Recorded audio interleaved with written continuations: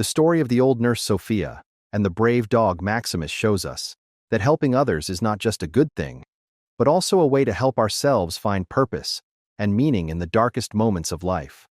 Let us know where you're watching from.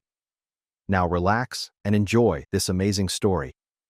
January 15th, 2024, brought the kind of storm that old-timers in Hope Haven would talk about for years to come. The thermometer outside Sophia's kitchen window read 15 below zero, and the wind howled through the maple trees like a freight train. Sophia sat at her kitchen table, warming her hands around a cup of chamomile tea, when her security lights suddenly flooded the backyard with harsh brightness. Through the swirling snow, she caught a glimpse of movement. Years of nursing had taught her to recognize the way injured creatures move, the halting gait, the protective posture. Sophia reached for her heavy wool coat and the flashlight she kept by the door. Sophia followed the trail, her heart pounding against her ribs. Then she saw him. The German shepherd lay collapsed against her garden shed, his white fur almost invisible against the snow except where it was stained crimson. The dog made no move to resist as she approached, though she could see his muscles trembling from cold, pain, or both. As she knelt beside him, her flashlight beam caught something metallic around his neck, not a regular collar, but military-grade tags. Their metal surface was scratched almost beyond recognition, but only 2 words remained clearly legible: Operation Guardian. "Come on," she said softly, already removing her coat to surround the dog. "We'll take you home." She warmed blankets in the dryer, prepared warm saline solution, and gathered her first aid supplies. The dog watched her every move, with those intelligent eyes remaining perfectly still as she cleaned his wounds. Throughout the night, Sophia dozed in her armchair beside him, waking every few hours to check his bandages and offer water. Each time she stirred, she found him awake, his eyes scanning the room with military precision. By dawn, his fever had broken, and he had accepted small pieces of chicken from her hand. As the first gray light of morning filtered through her windows, Sophia realized she hadn't felt this sense of purpose, this fierce protectiveness, since she'd lost her family. She watched as the massive dog finally allowed himself to drift into true sleep, his head resting trustingly against her knee. "You need a name," she whispered, running gentle fingers through his thick, white fur. "How about Maximus? It means warrior. Seems fitting for a soldier like you." The dog's ear twitched at the name, and Sophia could have sworn she saw the ghost of a smile cross his face. Over the next 3 days, the blizzard kept Hope Haven in its icy grip. For Sophia and Maximus, these days became a quiet dance of healing and trust. Each morning, Sophia found herself talking to him as she changed his bandages, telling him about her years as a nurse, her lost family, and her hopes for the struggling town. Maximus listened with an attention that made her words feel meaningful again. Their first venture into town came on a crisp morning when she needed to refill her prescriptions at Wilson's pharmacy. Sophia felt every eye on them as she walked with Maximus by her side. His white coat gleamed in the winter sun, his massive frame making him impossible to ignore. He moved with military precision, matching his pace perfectly to her slower steps. Children stopped their play to stare, and conversations died mid-sentence as they passed. That evening, Dr. Frank paid an unexpected visit. Sophia noticed how Maximus assessed him. Alert, but not aggressive, recognizing a friend. Frank Garrett had been her student once, now Hope Haven's only doctor, and one of the few who still checked on her regularly. "I heard about your dog, but that's not why I'm here. Your test results came back." Sophia felt her heart skip. She'd been ignoring the persistent cough, the fatigue that seemed to seep into her bones. "How long?" "Without aggressive treatment? 6 months, maybe? The cancer is spreading faster than we expected." In that moment, Sophia felt the weight of time pressing down on her. But as Maximus's head settled in her lap, his eyes meeting hers with unwavering loyalty, she realized her priorities had shifted. She wasn't alone anymore. And before her time ran out, she had a new purpose: protecting the protector who had chosen her. One Wednesday afternoon, while Sophia rested on her porch swing, the fatigue from her treatments becoming harder to ignore, Sheriff Drew Morris's patrol car pulled into her driveway. Maximus, who had been dozing at her feet, immediately positioned himself between Sophia and the approaching officer. "Afternoon, Sophia." The sheriff removed his hat, keeping a wary eye on Maximus. "Had some folks from the Department of Defense asking questions, something about a missing military asset. They showed particular interest when Harry down at the Gate gas station mentioned your unusual pet." Sophia's hand instinctively went to Maximus's military tags, which she'd carefully cleaned, but still hung around the dog's neck. "That's interesting. Drew, did these officials leave any identification or just questions?" The sheriff's face tightened slightly. "Point taken. Known you too long to believe you'd harbor anything dangerous. Whatever's going on, be careful." After he left, Sophia noticed her hands trembling, not from illness this time, but from concern.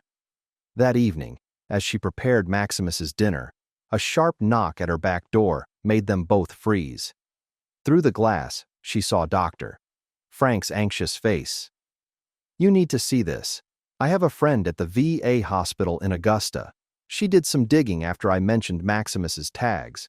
2 years ago, a specialized unit of military working dogs disappeared during a classified operation. The only unredacted detail. The operation's name: Guardian. There's more. 3 days ago, a private military contractor set up shop just outside town. They claimed they're here for land survey work. Sophia, their logo matches a partially visible insignia on Maximus's tags." The pieces were falling into place. Maximus's professional training, his injuries, his constant vigilance. He wasn't just running from something. He was protecting information. Information worth sending armed men to a small Maine town to recover. Sophia felt a familiar burning in her chest, suppressed a cough. Her time was limited, but her resolve strengthened. "Thank you, Frank. Now forget what you found, for your own safety." After Dr. Frank left, Sophia sat in her darkening kitchen, Maximus's head resting on her lap. "Well, boy, looks like we both have battles to fight." One morning, Dr. Frank arrived for Sophia's checkup with troubling news. "The military contractors have leased the old Miller warehouse.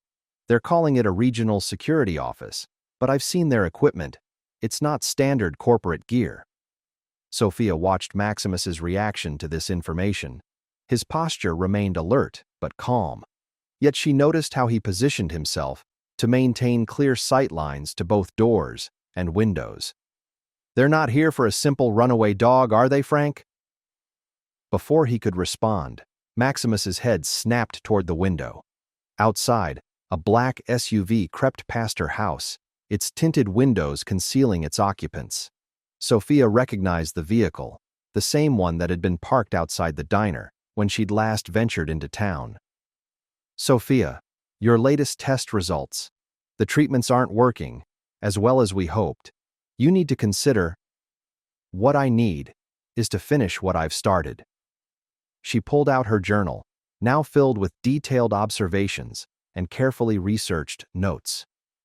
"Frank, if anything happens to me, this needs to reach the right people. People who will understand what Maximus really is and what he was part of." The right people or the right person? "You always were my quickest student. There's a name in there, Colonel Clayton Jones. He needs to know what's happening here." By midnight, the town had lost power and temperatures plummeted to record lows. Sophia woke to Maximus's urgent nudging. Her bedroom felt unusually cold, and her breathing had become labored. The backup generator had failed, leaving her medical equipment silent. Dr. Frank's voice crackled through her emergency radio. "All available personnel to the community center. We have multiple hypothermia cases. The nursing home's backup generator is down." She knew the nursing home well. 28 residents, most requiring constant care. The staff would be overwhelmed. "What do you think, old friend? One last tour of duty?" Halfway to the nursing home, Sophia's strength began to fail her. Maximus pressed closer, taking more of her weight, refusing to let her fall. Sophia's hand found Maximus's fur, feeling the coiled strength in his muscles. Sheriff Drew's cruiser pulled up, followed by Dr. Frank's SUV. "Sophia, what in God's name are you doing out here?" "The nursing home. They need help. Get me there, Frank. One last round." The nursing home loomed through the storm, like a ship lost at sea, its windows dark except for the feeble glow of emergency lights. Dr. Frank's vehicle barely made it through the drifting snow into the parking lot. Inside, Sophia fought to control her breathing, each inhale a struggle against her failing lungs. Maximus immediately went to work. His military training became evident as he systematically checked each corner of the room, then positioned himself near the most vulnerable patients. His body heat drew more people closer, and his calm presence seemed to calm the rising panic. Sophia supervised medication distribution. For the next hour, they worked against time and dropping temperatures. Maximus assisted by carrying supplies and remarkably alerting staff whenever a patient showed signs of distress. His behavior drew wondering stares from the staff, but there was no time for questions. Then came the sound they'd been dreading, vehicles approaching through the storm. Multiple sets of headlights cast long shadows through the windows. Sophia exchanged glances with Dr. Frank. They both recognized the black SUVs. The suited men entered, accompanied by armed security personnel. Their leader, the taller man from earlier, scanned the room until his eyes locked on Maximus. "This facility needs to be evacuated. We have transport ready. The dog comes with us." Sophia stepped forward, though the effort nearly drove her to her knees. "These people can't be moved in this weather. The risk is not your concern. This is a matter of national security. That animal is the only reason half these people are still alive. He's detected 3 cardiac events in the past hour alone. You want him? Fine, but he stays until every resident is safely evacuated." Then, unexpectedly, support arrived from an unlikely source. Kendra Wood's voice cut through the tension. She stood in the doorway, flanked by several town council members and longtime residents. "I just got calls from every family, with loved ones in this facility, and I've spent the last hour watching that dog work. Whatever he is, whatever you think he knows, this stops now. Ms. Kendra, you don't understand the implications. I understand that my mother is in this room. I understand that dog just prevented her from going into diabetic shock, and I understand that Hope Haven takes care of its own." Sophia felt her legs giving way. Dr. Frank caught her as she started to collapse, but not before Maximus was at her side, offering support. The movement drew everyone's attention to her deteriorating condition. "Sophia needs emergency medical attention. Her oxygen levels are critical. This is your last chance, Ms. Chandler. Give us the dog and the documentation. We have a medical transport standing by." Sophia straightened, one hand buried in Maximus's fur, the other gripping Dr. Frank's arm. When she spoke, her voice carried the weight of every battle she'd ever fought. "You want to know what Operation Guardian really was? Look around this room. This is what these dogs were trained for. Saving lives, protecting the vulnerable. But someone decided that wasn't enough, didn't they? They wanted to turn them into something else. Suddenly, emergency lights flooded the parking lot through the swirling snow. Multiple vehicles appeared: state police cruisers, emergency response units, and a familiar military helicopter touching down despite the brutal conditions. A commanding voice carried from the entrance. "Federal agent, stand down. This operation is now under Colonel Clayton Jones's authority." The suited men's expressions shifted, from confidence to barely concealed panic, as state police entered the room. Sophia felt the last of her strength ebbing. She slid to the floor, Maximus maintaining his protective position even, as medical personnel rushed forward. "You did it, old friend. You completed your mission. Now it's time for mine." In the chaotic hours that followed, Hope Haven's nursing home became the center of a carefully coordinated emergency response. Colonel Clayton, a tall man with silver hair and the weathered face of a career soldier, took personal charge of the situation. Under his direction, the residents received proper medical care, while his team secured the facility. Sophia, however, was fighting her own final battle.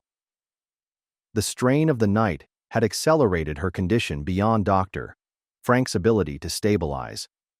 As they prepared to airlift her to Maine Medical Center in Portland, she insisted on one last moment, with Maximus in the privacy of a makeshift treatment room.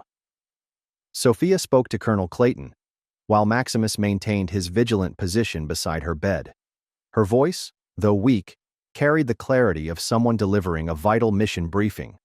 Sophia's oxygen levels dipped dangerously, setting off monitor alarms. Dr. Frank moved to intervene, but she raised her hand, requesting one final moment. "Colonel, promise me something. Don't separate him from this community. He's not just a military asset anymore. He's found his true purpose here." Clayton studied the scene before him. The loyal dog, the failing woman who had risked everything to protect him, and the small town that had ultimately rallied around them both. His response carried the weight of official authority. "You have my word, Ms. Chandler. Maximus's service record will show honorable discharge. His home is here." Now, as medical personnel moved in to prepare Sophia for transport, she turned to Maximus one last time. The mighty dog placed his head gently on her bed, his golden eyes holding hers with an understanding that transcended species.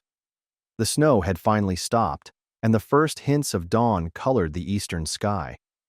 None of them knew that Sophia Chandler had just orchestrated her final victory, one that would ensure both justice and a legacy of compassion for the town she loved.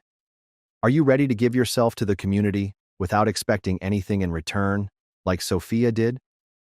Please share your thoughts in the comments below. If this story touched your heart, give it a like and share it with others.